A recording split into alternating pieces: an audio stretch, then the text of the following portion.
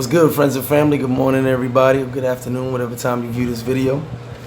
I'm making a small video right now just to let you know how to do things before and after your trip, or before and during your trip, rather. I actually met a lot of guys who were like, first time down, and they freestyle. And, just like, wow, they were overwhelmed, didn't know what to do. So I'm gonna give you like the basic guidelines or a checklist that you can use when traveling to the Dominican Republic. Excuse me, my voice is still going. It's been a crazy weekend, as you know. But anyway, so this is a checklist that you can use to travel to the Dominican Republic. You can probably use this to travel to pretty much every country, but since I'm in the Dominican Republic, I'm gonna give you first trip to Dominican Republic. All right, so like I said, it's a checklist. So I wrote all this down, things I could think of, and how we can get you better to understand how to prepare for your trip. Okay, so number one, the basics. Your passport. Do you have a passport? What you waiting for? Why are you waiting to get a passport? Go down to the post office, fill out the application. I get asked all the time, if I'm a felon, can I get a passport? If you're a felon, as long as you are off paperwork, meaning no parole, no probation, you can get a passport. So there's no excuse. I had a bunch of my friends, two guys, good friends of mine, that came home. I said, listen, you ain't on paperwork? Let's go get that passport. Come on down, hang out. So once you're off paperwork, you can get your passport. That also goes for child support. I think there's a new rule with child support and the IRS, but it's an absorbent amount you have to owe in order to not get your passport. So step number one, your passport. What are you waiting for? You can't go anywhere out of the country without a passport, okay?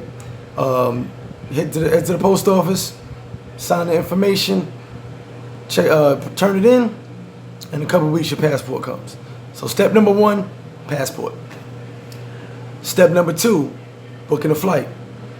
Many different websites, different deals and stuff. You can go any website. It's too many to name, but you can go online just direct to the airline. JetBlue, American, Delta, all those airlines, and book your flight. Okay, you can't do anything once you got the passport. What are you gonna do next? Book the flight. Okay, so passport, check for the flight, get you some days off at work, book you a vacation. Step three, hotel, villa, apartment, etc., etc.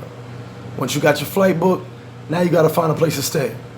Go look up, find you a place. Either you want an apartment, you want a villa, you want a condo, or just stay in a hotel so everything's taken care of for you.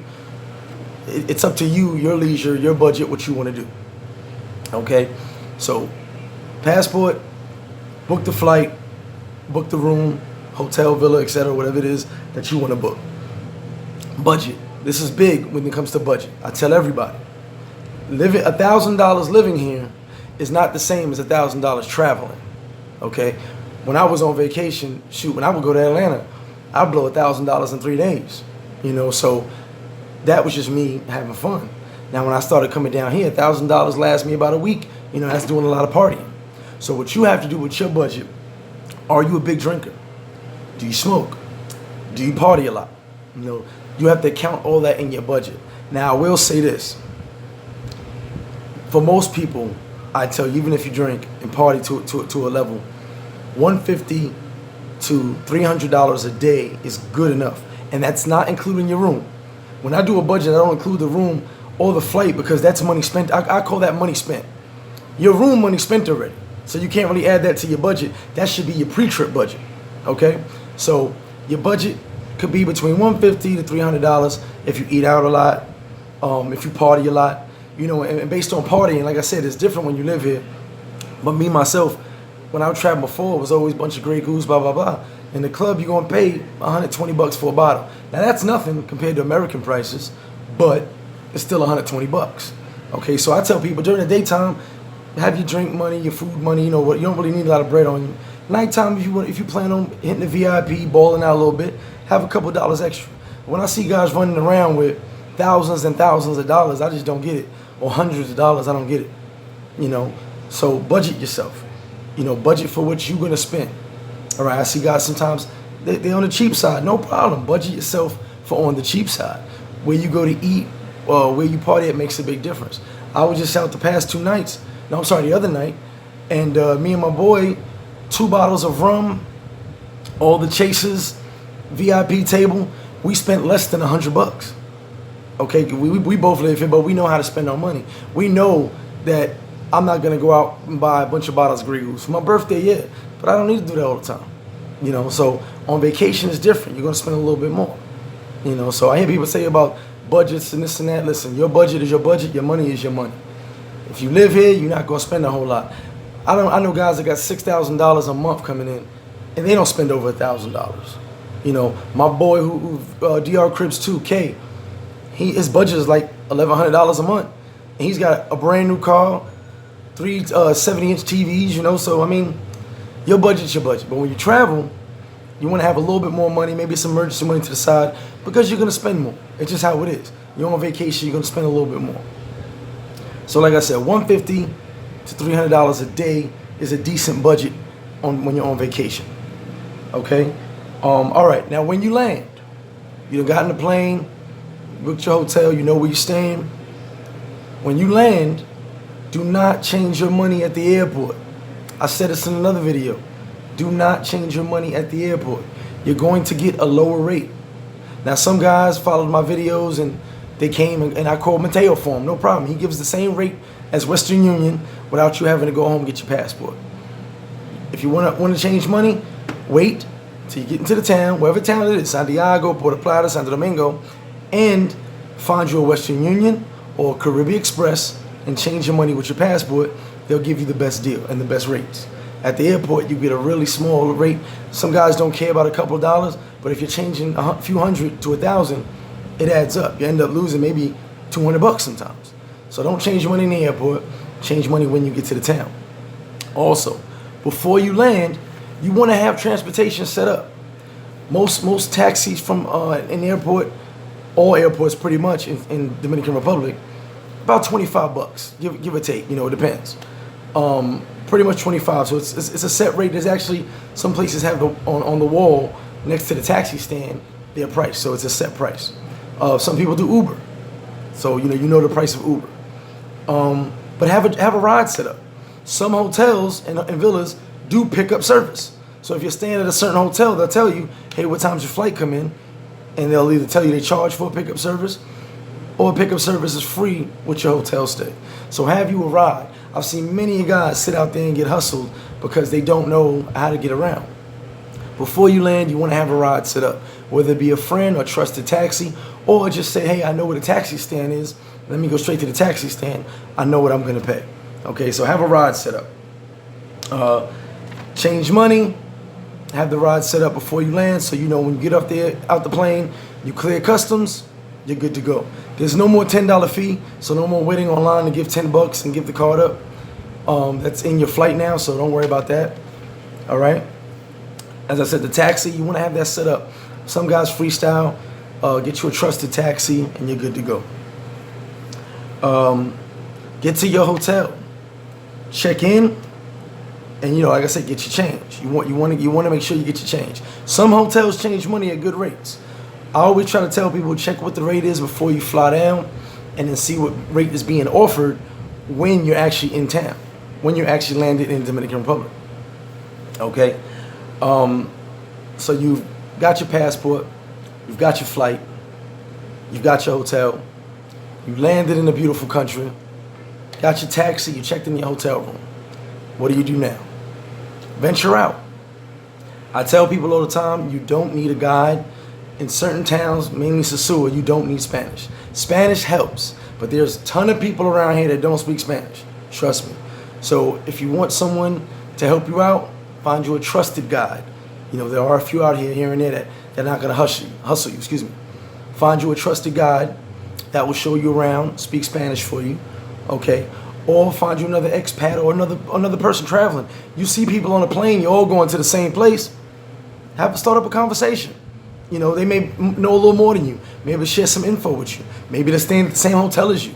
Maybe sharing a taxi. So, small convo goes a long way. So get out, hit the town, explore. I tell everybody, do a couple laps around the town to get your bearings, depending where you're at. So if you drive, be careful as far as driving down here. You know, that's another part. If you rent cars, get with your rental guy at the airport, boom, boom, boom, take care of that. But walk around, get a bearing, get your bearings straight, know your ins and outs, know your landmarks of where your hotel is at compared to where your favorite location is at, compared to where the beach is at, compared to, where certain spots are at that you want to check out. This is all part of just investigating before your trip. But once you land, it's a different story. Everything you see online changes a little bit and it get fuzzy, so you got to see it for yourself. I can show you a bunch of places, but until you actually get here, when you see it for yourself, it becomes real to you. And that's how you get your bearings straight and know, okay, I'm here, I saw this, let me check that spot out. But you walk around and just check out, the town, whatever. Okay? Number one rule I tell everybody, and I beat this into everybody's head.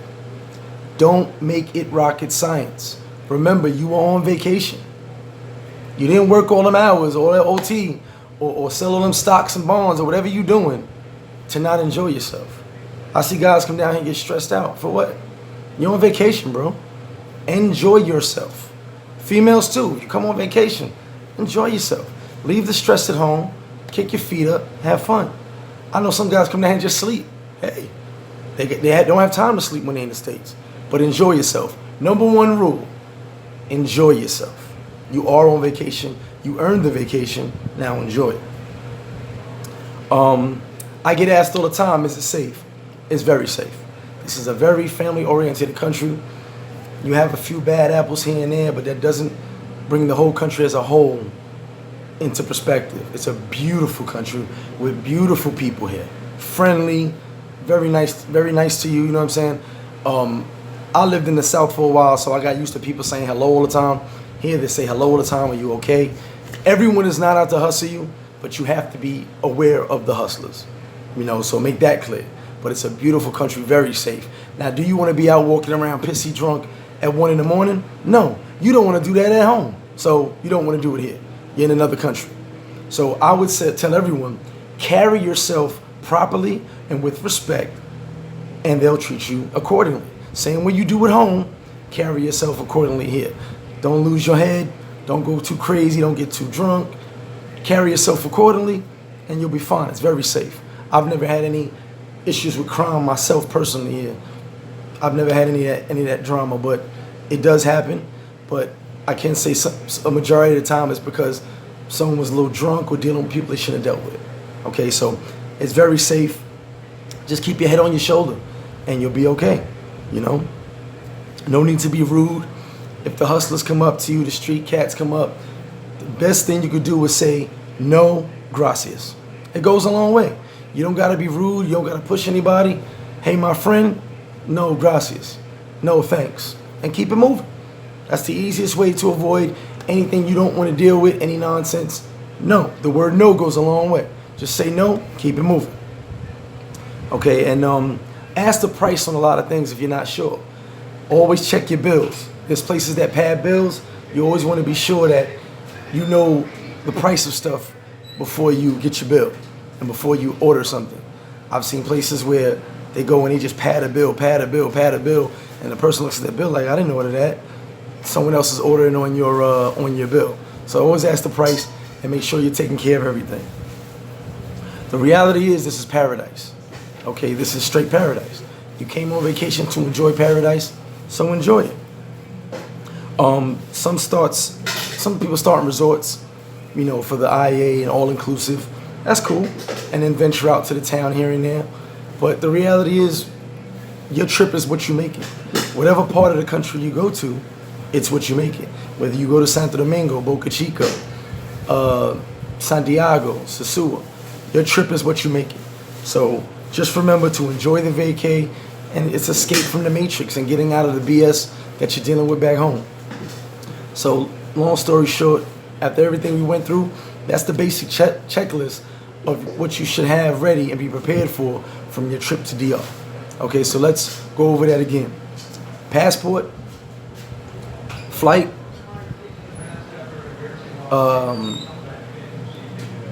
hotel, villa, to have a prepared ride, taxis when you land, get checked in, get changed, check the town, get your bearings straight, know where you're at, know who you're around, see who's around you.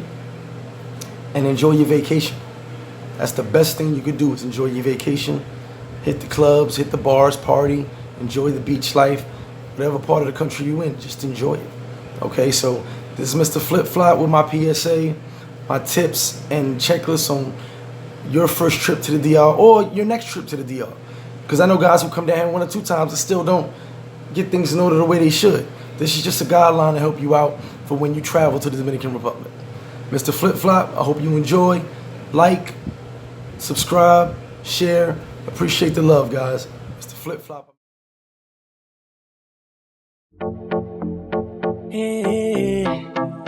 Dámelo más. Yo tengo una confesión. Yo tengo una adicción al contacto, ay, de tu piel. Me pone nervioso. Al contacto, Ay. y es que tú tienes un morbo que a mí me inspira. Ay, yo tengo una adicción Los haters dicen que la de. al contacto. Yo no la voy a dejar. Ella es la que me aprieta, aprieta, aprieta, aprieta el corazón y me pone loco. Yo no la voy a dejar. Bueno, lo quería, casi los aborta. Sin fotos de perfil, ni ellos mismos se soportan. Verano en Nueva York, abierto como pompa. Y cuando se arme el lío, tú lo ves juntando tropas. A mí que me importa lo que digas sin hacer. Te gusta jalar humo y no te gusta toser. Te gusta hablar de otro, pero no que hablen de usted. Que tú le gusta a todo el mundo, nadie quiere saber de usted. Teoría y la práctica, qué movimiento. Si hasta de la banca se la estoy metiendo.